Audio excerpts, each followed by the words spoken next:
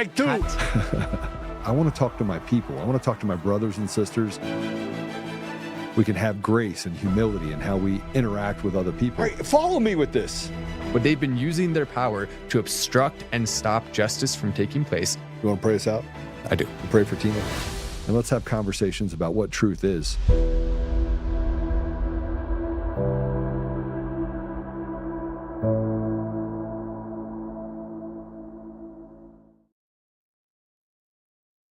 How you guys doing?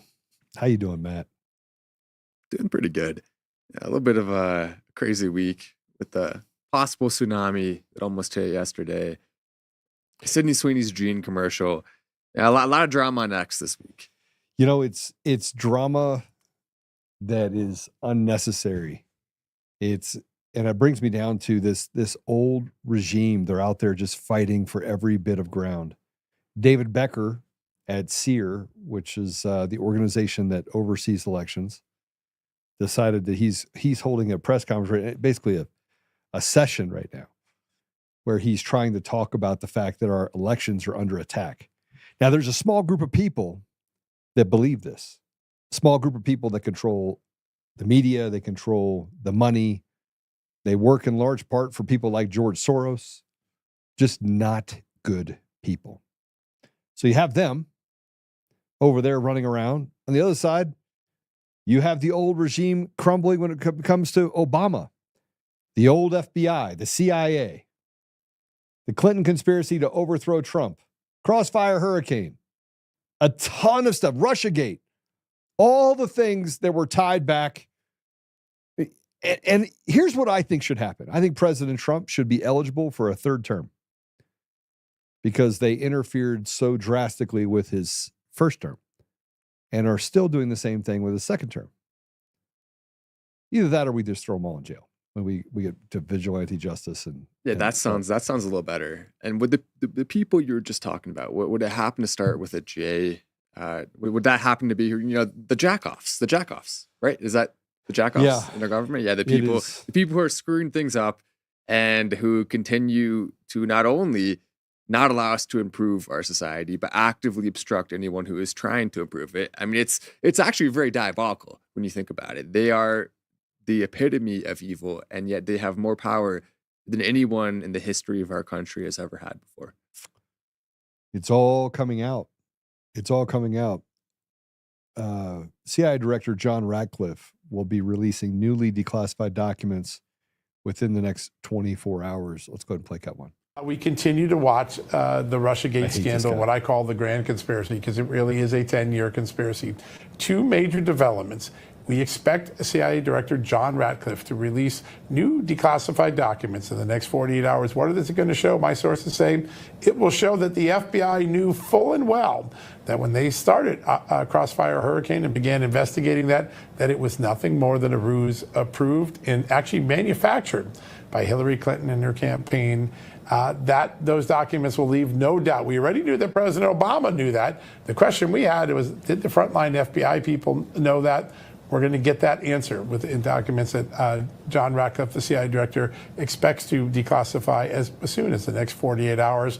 And then on another front, everybody go to Just the News around 8:30 tonight, justthenews.com. Yeah, We're going to have a great story by my colleague, Jerry Dunleavy. It's going to give you the real political beliefs, the real thoughts of the woman, the CIA officer who wrote the Russia intelligence analysis, the rewritten one, not the one that was originally produced for Obama, but the one Obama ordered, saying that Vladimir Putin was trying to help Donald Trump win the election. We now know that the conclusion was significantly challenged, and there's good reason to doubt it. This woman's political views, her thoughts on the Steele dossier, and a whole lot more will shock you, even though you've been shocked enough. We'll have all of those details around 8:30 tonight. Go to justthenews.com. You'll get to see that exclusive here before anyone else. All right. Okay, maybe. But what President Trump called it is something else.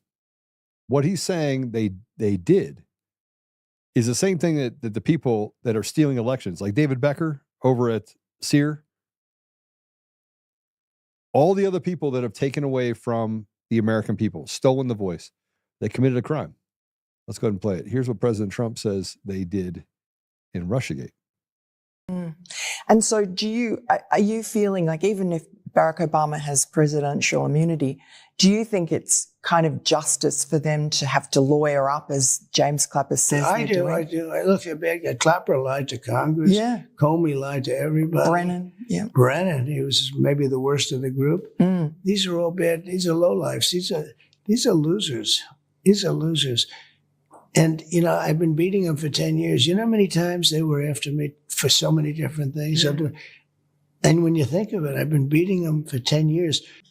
And, you know it was false. You know it was all bullshit. It was absolutely disgusting. Yeah. It was all bull but shit. you have to explain that to other people. So funny. But in the end, they got it. They got it. And we won we won every state. We won everything. So I said, look, you can't do that to Hillary Clinton. I was the one, I killed it. And then they do the same thing to me. Like, so no more Mr. Nice Guy? Well, I just want to be fair.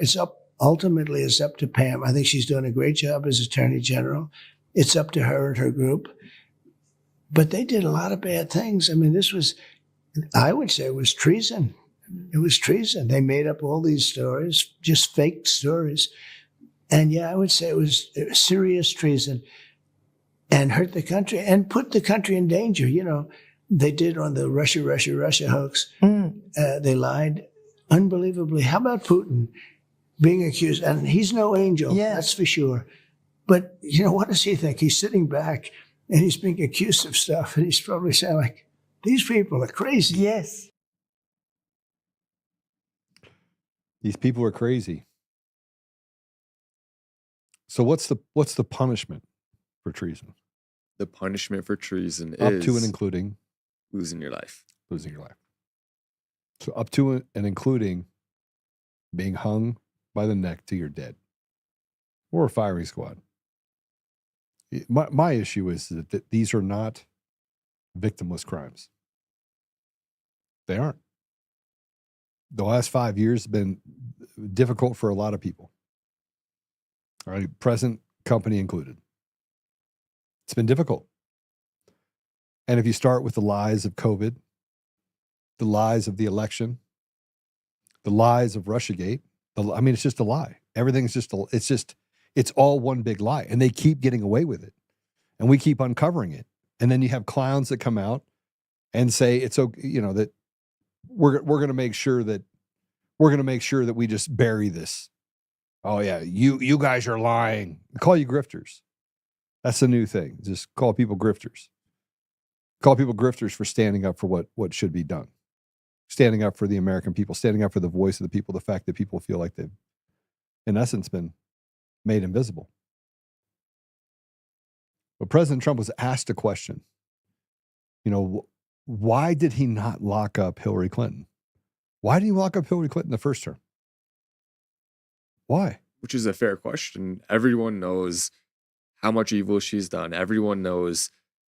I mean, she stayed with Bill Clinton after he cheated on her because he knows all of her deepest, darkest secrets. They literally can't break up. They couldn't leave each other. That was the big she would conspiracy. Kill him. And she would kill him. she would Clinton him. She would Clinton.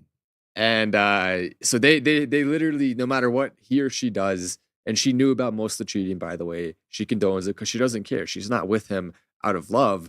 She's with him to get closer to power, as she always has been her entire career. She's a greedy, evil psychopath who only cares about being close to power and having power. And she's accumulated a lot of it, still has a lot of it as we speak. Billions of dollars went through the Clinton Foundation. And uses it for evil. That's what she does. So we can't all look past that. Well, let's hear this. This is President Trump on why didn't you lock her up? Play it. Tulsi Gabbard, your DNI, has just released all this incredible declassified information about the Russia hoax, which you already always said was a hoax. We knew anyway. But now she's referred former President Barack Obama, CIA Director John Brennan, James Clapper, Jim Comey from the FBI, to the Department of Justice for criminal investigation for potential charges. Do you hope that... And Obama. Who was the ringleader, Yes. And, I mean, he should be thanking you because you got presidential immunity. Yeah, he's probably covered by that. It's okay. That's all right. That's the way it's supposed to be, I guess. But no, what they've done is so bad for this country. And it really started right at the 2016 election. And there's a difference when you know it and when you know it and it's all written down for Prove you. it. I mean, it's all there. It's right there. The orders, the memos, the whole thing is right there. Were you surprised when you saw it all laid out? I would have thought they maybe would have thrown it out. I don't know. They handed it. They say, put this in highly classified. It was in highly classified, in areas that normally you wouldn't get to. But I guess when you put it in there, it's a file, right? And they got to it. And it's unbelievable. When you read it, it's unbelievable. A real hoax, it's a real hoax. If they would devote their time to winning elections or if they devote their time to greatness, making America great again, it would be because there's a certain genius to it, but it's also sick. I mean, they're sick. And you look at Hillary Clinton, you look at all of the terrible things with the Steele dossier, and you know it better. Nobody's covered it better than you, to be honest with you. I mean, you're sitting here so innocently talking to me like, it's wonderful. You know the story better than I do. But it's incredible. It's all there now. It's in writing. And Tulsi's done a great job. There were some people that really wanted Tulsi. They thought she was going to do a fantastic job. And when you look, a lot of people would not have found it. They wouldn't have found it to be politically correct to find it. Okay, it would be easier not to. And she's tough. And she's tough, and she's smart, and she did. She went deep into the files, and she found it. And what it says is just terrible. And look, this was an attempted coup. It was a failed coup. I mean, I get to be, here we are, him talking as president of the United States. So you almost say, how did it happen? Yeah. There are people that say it's a miracle in a way that I was able to go through all these agencies. And this is before I was president. And they did the Steele dossier, which was a total What scam. a joke. No, Didn't your wife say she knew it was a hoax from the beginning? Well, she did. She said, that's not you. Because it was so dirty. Well, there was a couple of things in there. And she said, well, on that one, I tell you what, it's not you. And it wasn't me. No, it was all made up stuff. Yeah. It was all made up. Do you feel angry now? Yeah, I do a little bit. Yeah. So, we had Hillary Clinton down to whatever we wanted to do with her. And I felt it was inappropriate. She's the wife of a president. She was a Secretary of State. And we could have done a very big number. Yeah. And I said, we don't want to be doing that. Let's, put it into the country and not the concept of putting her in jail, indicting her, all the things that you have to do. It's tough stuff. And I said, we don't want to do that. In fact, you remember I made speeches when I mentioned her name. They started lock her up. Yeah. And I said, no, this is after we won. We just won. And I said, Because you wanted the country we have to to heal. get back to, we want to heal. And yet they did it to me. Yeah. So I feel differently. I mean, I'm a human being. I have my feelings too. And so I feel differently about it. One of the things that I take from that, he goes, I'm a human being. Like good people want to forgive other people. They just do. They just want to,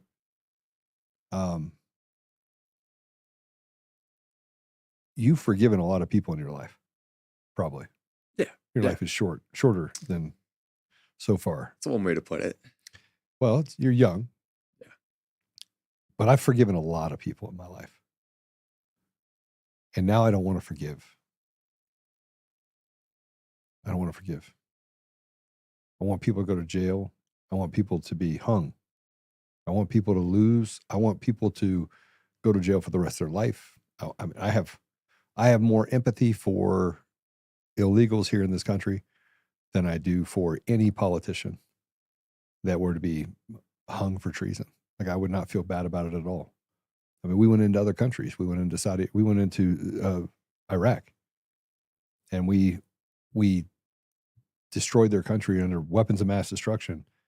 And Saddam Hussein was hung. He was put through a tribunal that was 100% U.S.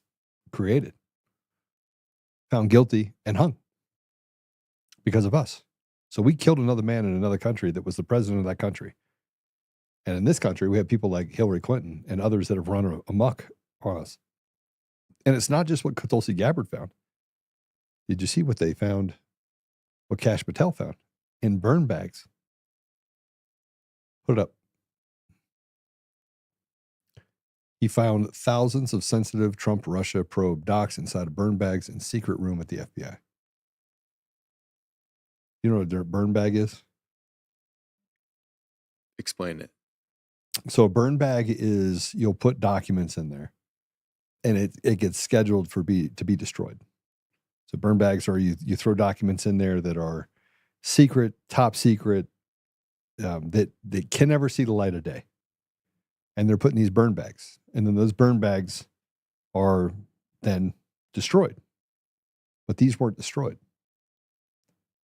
And inside of these bags, in this secret room at the Bureau, they found bags filled with thousands of documents. Thousands of documents. One of the documents the FBI found in the burn bag was a classified annex to former special counsel John Durham's first report, which included the underlying intelligence he reviewed. That means he knew. That means that John Durham knew that these people were dirty. The declassification of the classified annex is to be done in closed coordination between CIA Director John Ratcliffe, Patel, Director of National Intelligence Tulsi Gabbard, Attorney General Pam Bondi, and Acting National Security Agency Director William Hartman.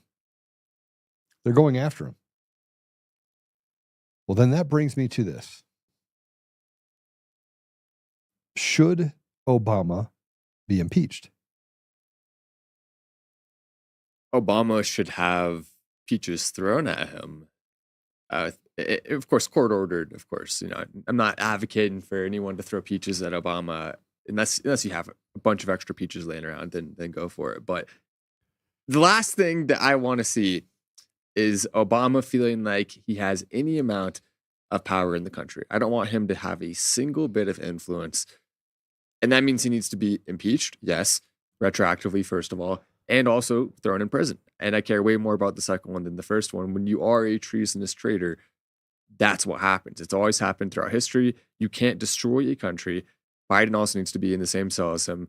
You can't let in a bunch of people. You can't ramp up the national debt to insane amounts with no plan to fix it. Destroy everyone's. They do it on purpose. It is a purposeful deal. They're doing it because they need to destroy everything that we stand for as a nation. They need to.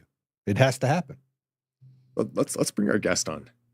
Well, let's go through this really quick. I want to go through this because this is the last thing, and then we'll bring our guest on. Guilty on all counts. Here's a video of the admin and staffers caught red-handed in a coup against Ukraine and the U.S. Let's go ahead and play cut 6. I will tell you, because as Secretary of State, I was deeply involved in this. All of us in the administration were trying to get rid of that prosecutor. From Obama to the Secretary of State to the Vice President, all of us were working on that. The ambassador, and we knew if Ukraine was going to survive and win the revolution in the end, the Maidan, they had to get rid of that prosecutor, and they did. So do you know what he's referring to? That would have been 11 years ago, so the answer is no.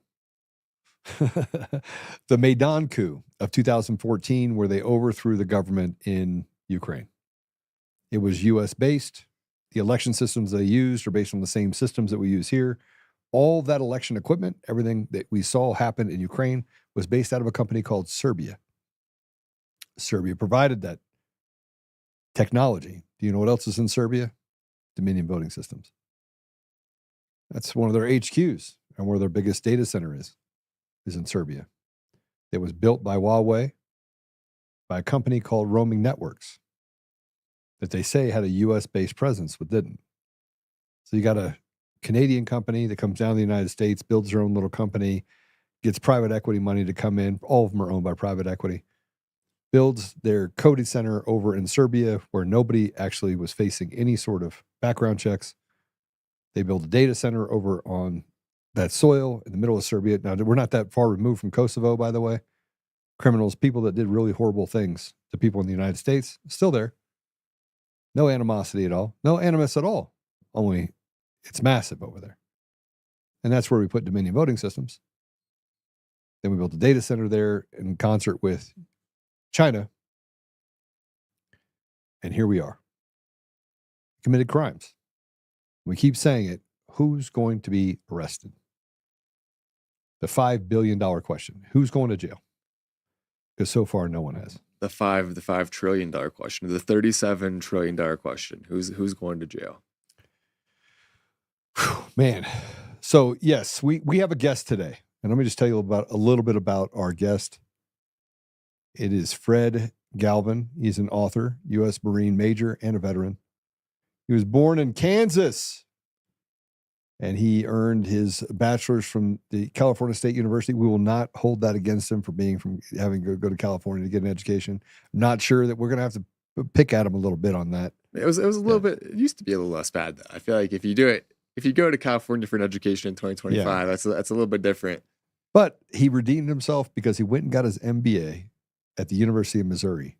So he went back to his roots and got a solid education with good people. He served 27 years in the U.S. Marine Corps, and he started as an enlisted Marine in Operations Desert Shield and Desert Storm. He commissioned in 1995. He led special operations in Iraq and Afghanistan, including 125 raids and 66 reconnaissance missions.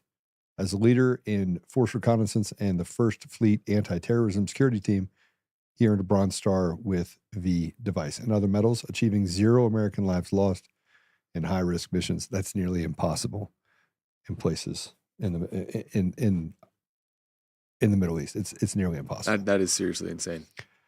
In civilian life, he found and sold Arrowhead Capital, Kansas City ATM Network, and Heroes United, charity supporting Gold Star families, with 43 events and 9 scholarships. Since 2022, he has been Tesla's North American training manager for distribution and service centers. I own a Cybertruck. This is my guy. He co-authored a best-selling book, A Few Bad Men Ambushed in Afghanistan and Betrayed in America. I'm going to let him tell you a little bit more about himself. But with that said, Fred, welcome to the show. Thank you, and thank you for having me as your guest. I appreciate being on. Absolutely. I feel like it may have been easier, Joe, to read if we just read the list of things he hasn't accomplished. That may be shorter. Yeah. I would have left out the California school, though, just so you know. And no offense or anything. I mean,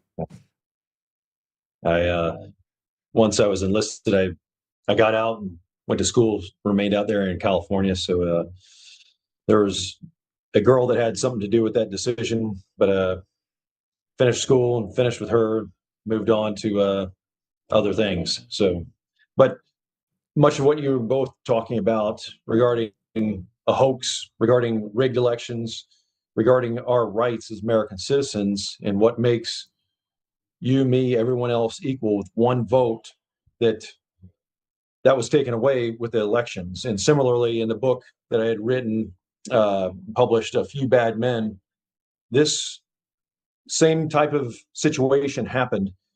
However, some people said, hey, the title is not accurate. It's not a few. You were done in by a lot of people. And in this case, they were government senior leaders. However, it was a far more large organization with the Department of Defense senior leaders, and not just larger in head size, but much more lethal. And they have absolute power, and they did get away with it. This happened to our Marine Special Operations Task Force, the very first task force that was formed that I commanded. And when we got into an ambush in eastern Afghanistan, which we were blown up by a car bomb, shot at on both sides of the road, sniper fire, they dragged an obstacle. We did what Marines are trained to do and conducted a counterattack. And we kicked the Taliban's ass. That was plain and simple, 9 o'clock in the morning, no fog of war. It was cut and dry. I was on the ambush. But when we got back, the Taliban had used this information warfare, and it went right into the hands of the Army Special Operations Command at the colonel level, at this Joint Special Operations Task Force that we were working for. And they were eager, to a Marine Special Operations Task Force, the very first one working for the Army. That's like having your girlfriend meet your wife. It's not something that they found too exciting. So we were quickly expelled from the country, and then the Marine Corps dogpiled on us. So people don't understand what you just said. All right, I just want to go back to it. This is actually, it's like your wife meeting your girlfriend. It's what never happened. So the competition inside the special operations community, as you well know, is very, very severe, because it boils down to there's another face to feed in the family. It's competing for dollars. It's competing for power. As we saw, President Obama, he had his favorites with SEAL Team 6 that he liked to get in and use.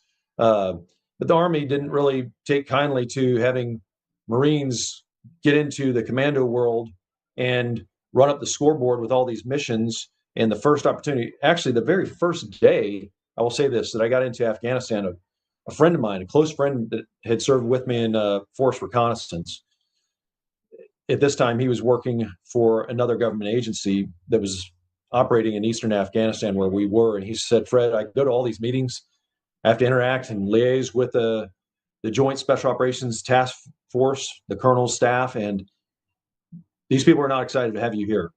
They continually say, we're going to do whatever we can to get you guys kicked out. And he goes, they don't know who I am. I'm just a bearded civilian in the room, but and they think that everybody in here is Green Berets. So this is how we were met. And but we expect the Taliban to attack us with direct fire, with information warfare.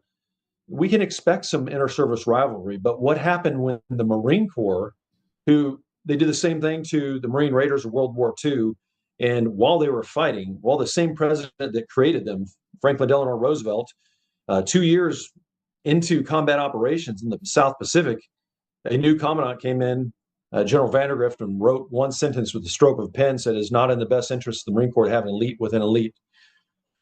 So, and I know you know very well the Army had this struggle when they stood up to Green Berets. It's not something that a lot of conventional forces enjoy having, is somebody that eclipses other units, and people perceive this as, hey, this is wrong. So, but you need to read the book, A Few Bad Men, and see what the Marine Corps did in disposing of their own men. That I was on the patrol as a commanding officer. I took a polygraph. They had all of our sworn statements. They knew exactly what the fact was. And when you read Appendix 3 of A Few Bad Men, you read all the sworn statements of these 73 Afghans. They're completely contradictory, completely ludicrous, saying that we were drunk, that we dismounted, we went door to door, sport killing women and children. I remember this very, very well. If they were so contradictory, and that's what you believe, you have to be on coke, dope, or dog food. This is ridiculous to believe that. Well, it is the Army, so you're... Yes. And leaders allowed them, just like in the case with Donald Trump, to become compromised. And they would not back down. They have not been punished. And if you ask my opinion on, the punishment, it is important to forgive for yourself, because this can metastasize in your bodies, we've seen, and it can be very destructive. However, if there is not accountability, and listen to me let this soak in, this will run rampant and destroy the whole organization that it is a part of. And we've seen this with the wokeism, the people bowing down to, all these social programs in the military, which have, unfortunately, I spent the last 10 days with some friends and going across the West Coast and seeing the destruction. I know we're trying to turn the situation around in the military, but what has happened as far as our military readiness and our effectiveness, they did grave damage. When you mentioned the seriousness of the problem is that who's been promoted in leadership. Yes. Right. I mean, and 27 years exposed. 27 years, you had 0 American lives lost. You should be a general. You don't strike me as the guy that's going to play party politics, though. No. And honestly, I think the criteria that they are looking for generals is not competence, it's obedience. Yes. If you will do what the machine wants, they will reward you. And I've had some very good friends. They will generally promote the number one individual in your class. I started as an infantry officer when I got commissioned, and that number one guy is promoted. But they also promote the median, the people who realize that I will not be able to get a better opportunity outside of the military. They will take care of me. And I'm not competitive to work at NVIDIA or Microsoft or Tesla. I'm just not able to get there.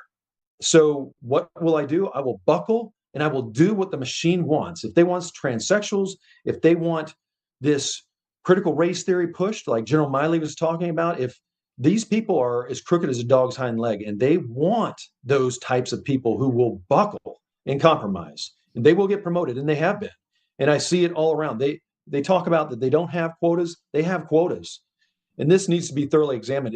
If they went after me for fighting our way out of an ambush and interrogated our Marines, put us on polygraphs, that is what needs to happen to our military. Because, as I mentioned, we're not just talking about the largest and most lethal. This is the number one line item for non-discretionary spending in the United States federal budget.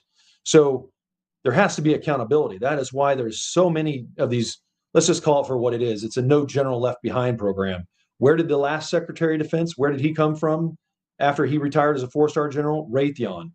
Where did the chairman of the Joint Chiefs of My Staff daughter before worked for Miley? Raytheon. You want to talk about Yeah, a woke organization run by a bunch of idiots? And I mean, it makes sense to have some compliance within the military. Your job is to do what you're told. The problem is when the leadership at the very top level is not only incompetent, but they have sold out and they're evil, then it's no longer, then the entire system's broken. You can't have a military that doesn't have subservience to some degree. But then if there is subservience and the leadership at the top is evil, then that's even worse. So it's a lose-lose situation. I would love to hear your thoughts. You mentioned how it's the biggest non-discretionary budget item. Trump increasing the military budget by $150 billion. I've always been of the mindset that because we're so much more powerful than everyone else in terms of our nuclear capability, if we just spent double the next country on military spending, wouldn't that be enough? We spend 400, maybe 500 billion. Why do we need to spend $1 trillion on the military? Wouldn't it be better to lower our tax rate a little bit? Maybe pay off some national debt. Isn't the national debt a bigger concern for national security? Before you answer that, I've been to 65 countries. I can tell you right now, Fred's been to many, many, many countries. 78 countries. He has he beat, Joe? I hope so. We have done. Our military cleans up messes that are created by the intelligence community all over the world. They have not respected the sovereignty of other nations. We are a country under fire. And we're under fire because of generations that have done really, frankly, horrific things to countries.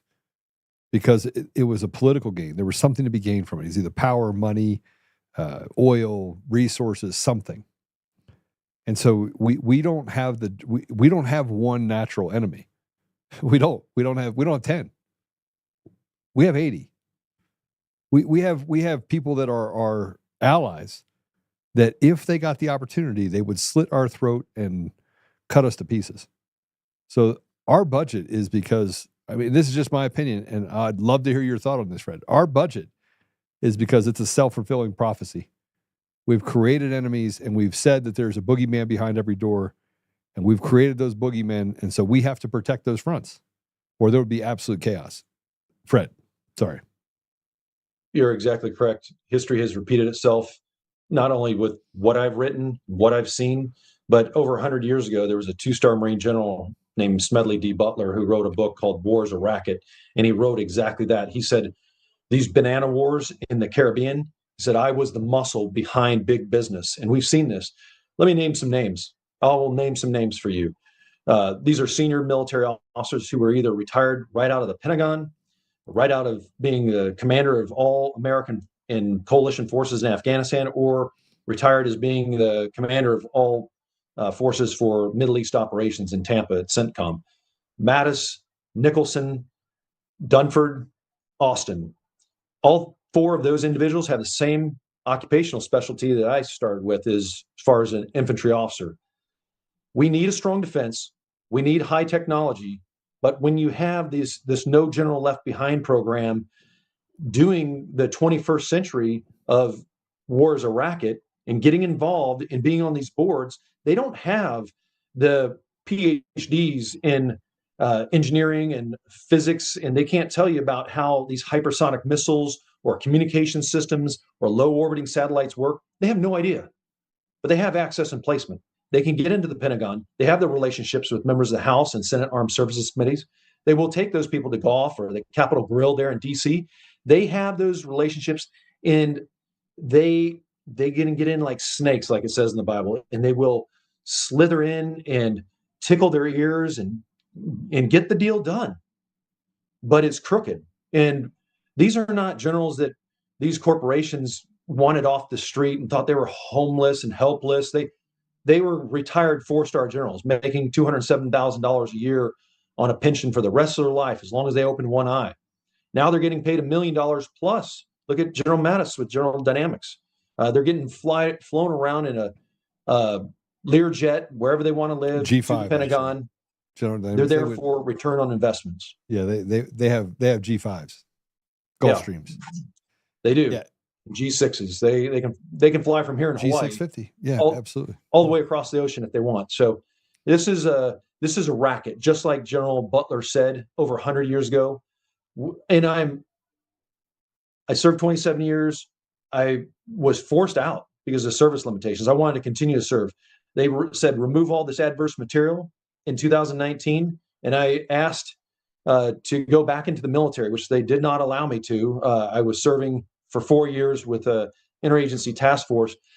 But I'm saying I believe in our nation. Our national defense is so critically important, but we cannot have this corruption. We cannot have senior leaders allow our military to be diluted in its capabilities. We have to have high tech, but we have to have men and women with the bias to kill our enemies, not just to fight wars, but to win wars. That's not the mission of our Department of Defense. It's not to start wars, it's to end them. And some people need to get that straight in the Department of Defense. So you're not only not wrong, I shouldn't have had a seat at many of the tables I had a seat with 15 years ago. And I got to see it up front and personal overseas. USAID being a CIA front and doing things in probably 75, 80 nations. You have some pretty, the military is used as the bully pulpit. Once they decide that they have rain is wet, sidewalk built, this country is genociding their people, even if it's not true. And this has happened over and over and over again. They send the military in and say, listen, this guy over here just wiped out an entire village, even though the village was wiped out by someone else. And the military goes in and cleans it up. They become the hired henchmen. They become the muscle for some really bad people. Yes. Gentlemen, I apologize. I have a hard time that I have to break contact at this point, but thank you very much for having me as your guest today. I really do appreciate it. How do people follow you? They can go to commandoshow.com, and they can also go on Amazon and buy the book, A Few Bad Men. It's available on Audible if you rather listen. It's hardback as well as on Kindle. And I'm on social media at FC Galvin1 on Facebook, and I'm also on Twitter and LinkedIn. Awesome. Great to have you on. Thank you for your service. Thank you very much, gentlemen. Thank you for yours. All right. God bless. God bless.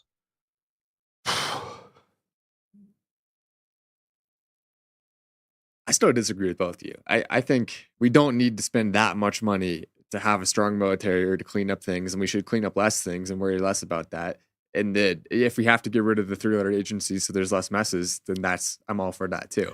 But we can't spend that much money. We're going into debt, $1.9 trillion a year. We're gonna, if we run out of the ability to produce capital to get investment globally, then that's going to put us in such a bad position that we won't be able to fund our military at all. We're gonna have a $0 military budget soon if we don't fix it now. So I don't understand that mentality. Even though at the same time I do respect the idea of having strength in our military and not being weak and being willing when we need to fight. That makes sense. Okay, let me be the devil's advocate for you. That's a good way to put it. The devil's advocate. Yeah. So let me put it this way. We used to have, I'll talk about New York City, for example. We used to have a strong police presence in New York City. Crime went down to 10% of what it was. I'll look at Mayor Giuliani's time.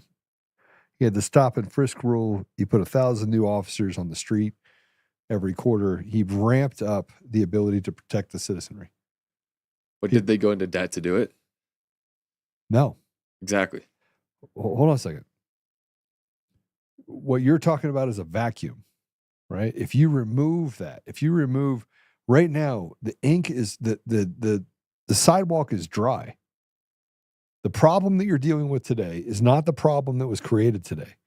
It's the problem that was created 20 years ago when we blew up an entire village and knocked out generations of people and built terrorists. Or it's the idea that we go into Africa and steal all of their resources.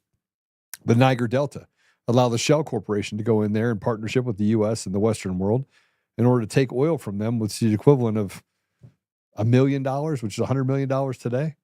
Take all the resources, and then when they were done, just pulled it up and let it become an ecological disaster. Like we have done so many things. We have made promises to country after country after country.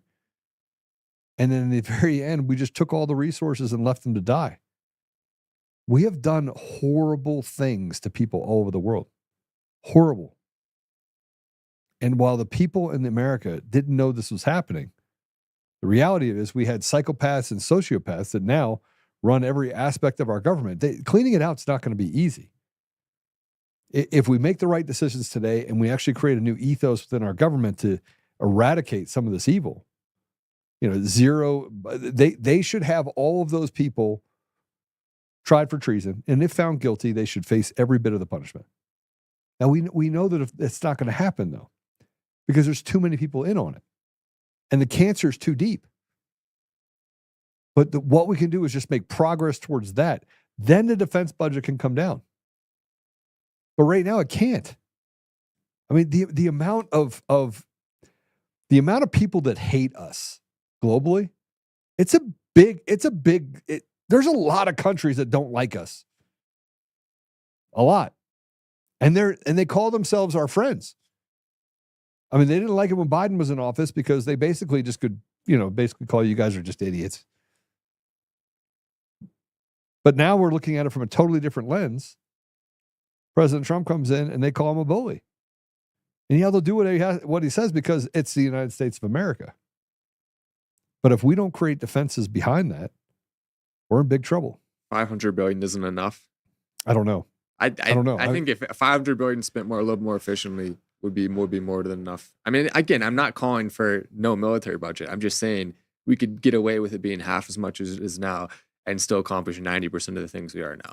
And the other 10% don't really matter at the end of the day. And really, if we could be even more efficient than that with negotiations and cleanup, then we could even get it lower and focus more on less taxes, stronger economy.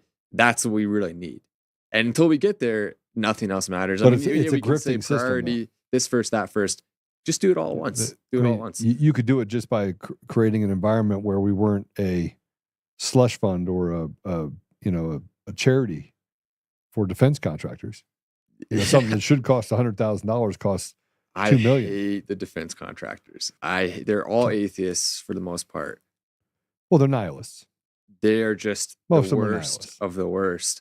And they're making so much money. And I just want them to not. I want them to go from making a lot of money to making a lot of prison wine in their prison cell in prison. That sounds a lot better. They're servicing a system. I don't think that they're doing anything illegal. The system is designed in order to give them opportunity. This is where we're gonna have to part as far as experience. Like there's a lot of companies out there that provide a good that technology is then used in the civilian side just like it is on the military side. Yeah, I mean, if you're filling a hole in the economy, there's a need for this. People are willing to pay for it. You can't call that person evil. But where I say it is evil is where they go from that to now we're going to pay a bunch of money to politicians in order to get backdoor deals onto the table. We're going to massively overcharge for these things, make way more than we need to on purpose.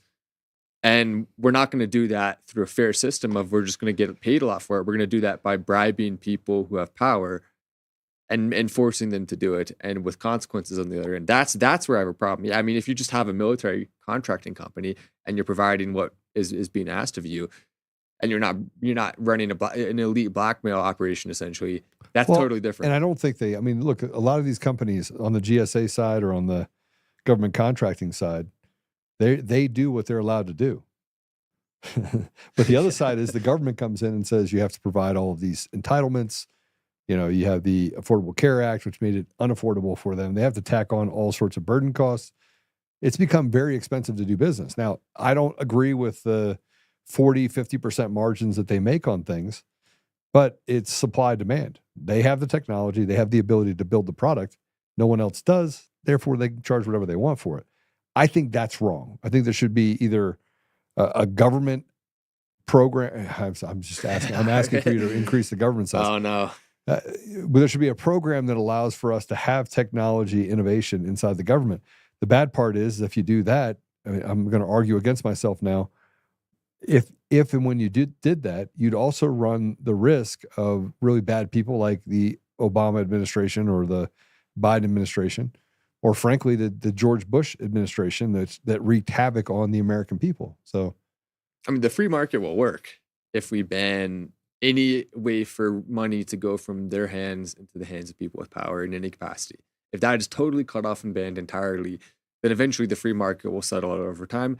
And if there's also the free competition of the free market that's allowed to thrive, where there's not laws that are preventing any new startups, that right there is the only way to, I think, at least start to fix that aspect of it. Then we have to fix every other aspect. It's a big deal. It's going to take a lot of time, a lot of work, a lot of effort. You want to move on to the next video? I guess it's probably enough military talk for today. You know, it's something we have to be thinking about. Yeah. Although if we don't get the elections right, we don't have people that represent us. They go to Congress and do whatever they want. And speaking of Congress, before we go to that, we do have a sponsor. Our sponsor is Goldco. Go to untamedgold.com. Investing in gold and silver is a great thing to do.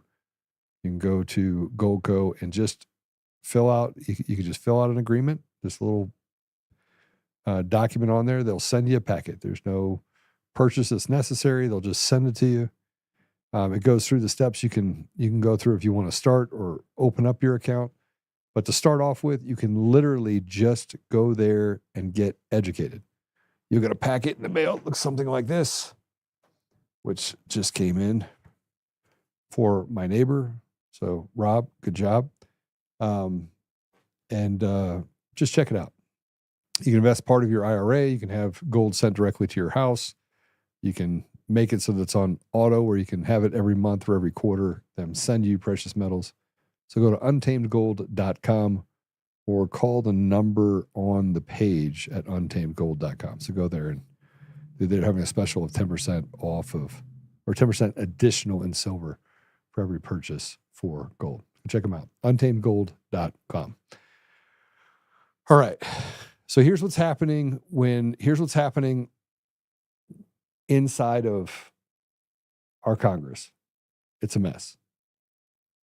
And before they go to recess, because obviously they're heading into their recess session, here are some of the things, both good and bad, that have been introduced on the floor.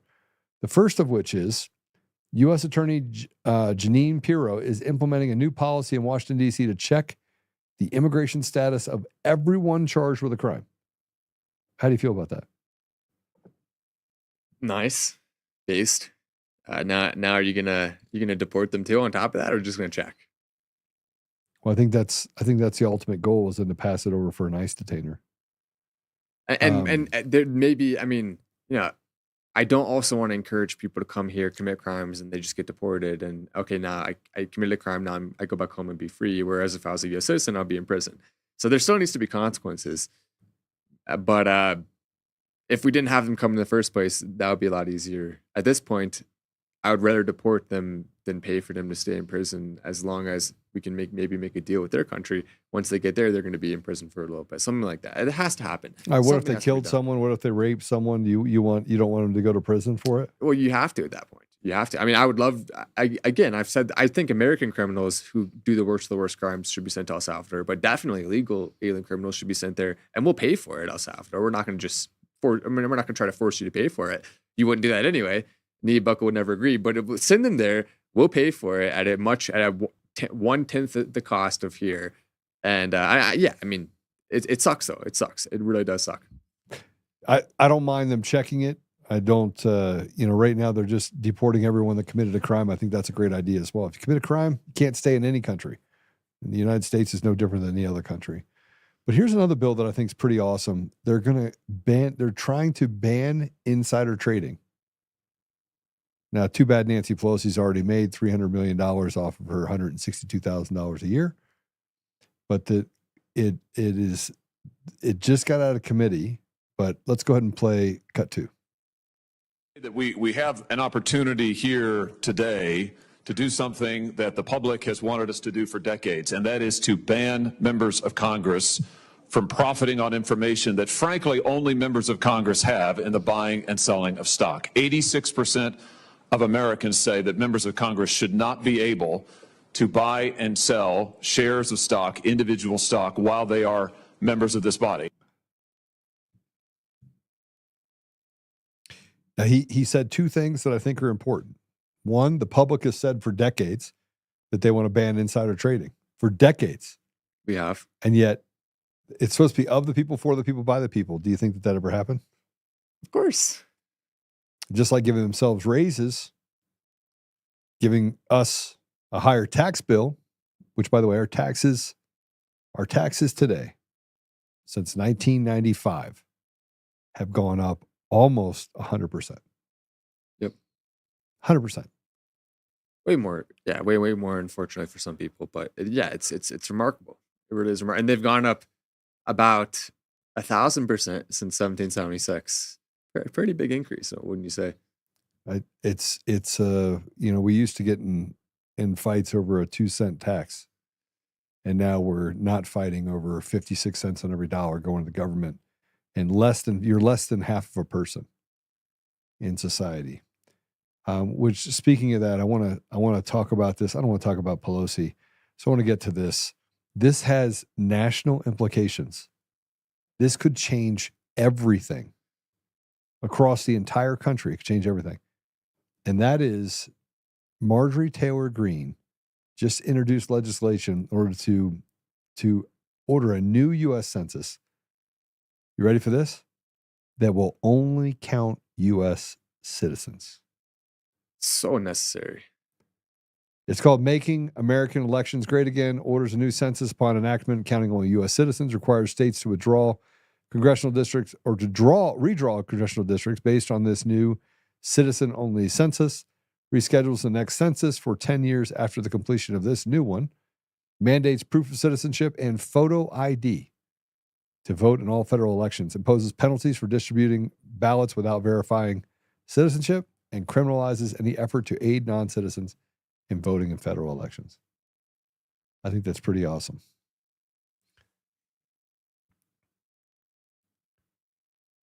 All right. I'm going to skip over that and not talk about that. And, for the final, I mean, this is kind of a laugh of it, but Chuck Schumer is demanding that the Epstein files be released by August 15th or else. Which is the funniest part about that is when he had the power, and if he had the power, he didn't do it.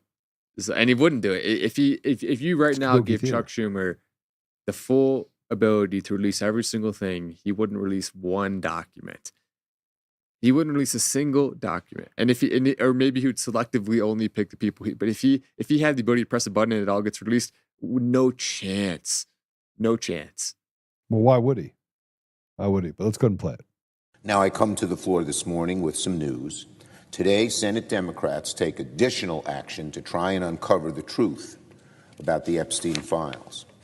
This morning, I join all of my Democratic colleagues on the Homeland Security and Government Affairs Committee in invoking a century-old law known as the Rule of Five to compel the Department of Justice to release the full and complete Epstein files, which to date, of course, they have refused to be transparent about. Under federal law, when any 5 senators on the Homeland Security and Government Affairs Committee call on the executive branch to release investigative documents, they must comply. Our request covers all documents, files, evidence, or other materials in the possession of the Department of Justice or the FBI related to the case of United States versus Jeffrey Epstein.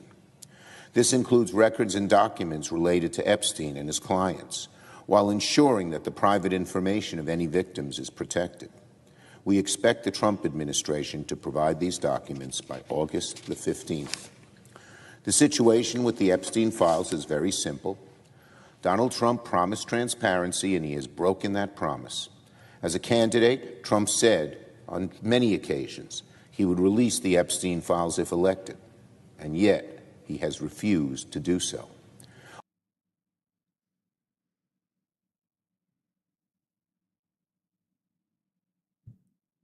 It's Kabuki theater. What color is that kettle over there? That's the pot calling the kettle black. That's what that is. Like, it's just, like, does anyone really believe that? Is anyone sitting there like, yeah, Chuck, yeah, let's, thank you, Chuck. You're finally releasing the files. You're finally one of the good guys. Is there a single person, or a Democrat, who doesn't understand that that's a fake show? Is there even, I mean, there has to be some people stupid enough, but even most Democrats know that's not for real. Who is Chuck talking to? Who does he think he's fooling? He's talking to the other Democrats that want to create Kabuki theater. So But they are stupid. winning. Just so you know, they are winning the propaganda game, because they continue to be able to do the same thing over and over again. And we keep asking for the same thing as people, kind of like what Josh asked for and said, hey, the people have been asking for decades. We've been asking for a free and fair election for decades. And we have a small group of people that says, you should just trust us. We don't trust you. We don't trust you. And here's the other thing. You haven't proven yourself to be trustworthy. We have a $37 trillion debt. Half of you, if you were in the private sector, you'd be in prison. You're covering up for people that raped, if you're not one of them, that raped women and children. You were involved with Epstein. You've committed countless crimes, and you only stand up for yourself. You give yourself raises and pats on the back and act like you're just the big shot. And you stay there for 30 or 40 years doing the biddings of AIPAC and so many other organizations or big corporations. You literally shit on Americans. What? And we're supposed to trust you with our elections? And by the way, you're not allowed to say anything, because we'll just sue you into oblivion. And big companies and private equity firms and everyone else, they get to just bully you with impunity with lawfare. And then you just set up NGOs that they could just take from you whatever they want. Yeah, you're so trustworthy. You're so, you know what? I can't even imagine that I even said anything to begin with. I just need to be quiet. I need to be quiet because, you know, they're telling the truth. They're telling the truth. Just trust them, because they've done so much over the last 4 or 5 decades that they're trustworthy. They've proven themselves to be trustworthy. Oh, but they haven't. And they have lied and cheated about everything. And they killed millions of Americans during COVID. And then tried to stuff a vaccine down our throat. And then we finally fought against it. And now they're admitting that it's bad after it genocided millions of Americans. But yeah, you know what? Tell us that everything's okay. You know, we're here to listen. And it makes perfect sense. The Steele dossier, we found out, bunk. RussiaGate, another lie. And they knew about it. And then they had the media stand up the lie.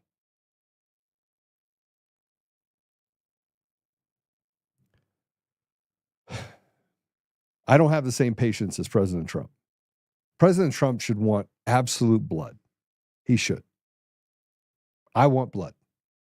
I'll be the first to tell you. I want blood. I want blood. I want blood. I want consequences. And man, it is really hard. It is hard for me. It is difficult for me to sit here and get on social media and listen to all the bullshit that gets spewed, You know, and the people that say stuff about other people, and people that take credit for stuff. Jovan Pulitzer saying, I did an audit.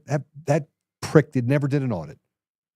Or the data guru out of Arizona sit there and talk about the fact that the x-axis of an election is an illusion. Are you kidding me? Or we talk about the people that are out there parroting all of this stuff while Tina Peters is in jail, as if they can't just do the right thing and get Tina Peters out of jail. But we can't do it because, well, we have a process, Joe. No, you don't have a process. You have to do the right thing. Or that the elections weren't stolen, or we don't get rid of mail-in ballots. You could see it. A blind, deaf, dumb person, a super retard, born retarded, could see it. And yet we sit here and we debate the ridiculous. And we go back and forth and, we got judges said that it doesn't exist. They're in on it. And we sit in this country while every other country laughs at us. You know why they laugh at us? Because we let village idiots run things and bully us instead of just beating their ass. That's how I feel. Yeah, tell us how you really feel. I agree with pretty much. I mean, the only thing I disagree with is obviously beating their life ass. in prison. No, I mean that sounds kind of fun. I don't know. I mean, I would prefer above all those things, just throw them in prison for life. Don't give them an easy way out. You have to spend every single day, the rest of your life, in a prison cell because you hurt badly a lot of people. That's what I want to see. And the death is coming, but it'll come naturally. And you'll be judged after you die, and eternally so. So yeah, I'm not too worried about that. But anyway, with that said, I know you got to go somewhere pretty soon. Got an important thing. Yeah. So let me just tell you guys what I'm doing. I'm getting an ablation done. So I'm having my heart finally fixed. So if I don't make it through it, I won't see you tomorrow. I'll be fine. Yeah, it's gonna be fine. I gotta go get this. One of the best places in the world to get medical care, I think. So I think you'll be good. And if not, scary. I've had a great life. Oh, Joe, don't say it like that. That's so. I have. You have, but that makes it. There's not a high chance of something going wrong tomorrow, right? You don't think it's not tomorrow? It's tonight. It's now. Oh, it's tonight. Yeah, right. Well, yeah. Okay, but there's not a high chance, right, of something going wrong, or do you think there actually is? So the doctor said, Joe, do you put oil in your car? And I said, yeah, I do. And they go, well, that checks. That's good. You're like a car with no oil. You haven't taken care of yourself. So you gotta do this stuff. So it's just long overdue. So I have to get it done. So I got to go get that done tonight. So hopefully my friend Derek is literally in the hallway looking at me like, you have to go. You got to go, Joe. All right. Well, let me go ahead and pray it out. Right. I'm gonna make the prayer about you today, Joe. Dear Lord, as Joe is preparing to deal with a surgery, something that is a little scary but very important, make everything go as well and smooth as possible, and for Joe to be as healthy and able as he can be from now and going forward, to be able to fight for good, fight against evil, and continue being an amazing father, an amazing husband, which I don't want to be too nice here, but it is true. We need you to give the doctor the steadiest hands possible, surgeon, and allow Joe to feel comfortable and to be able to get through this with not too much pain and being way stronger on the other side. Amen. Amen. I'll see you guys tomorrow, I hope, on the other side. Just kidding. I'll be fine. All right. God bless you. God Thanks bless. for your prayers.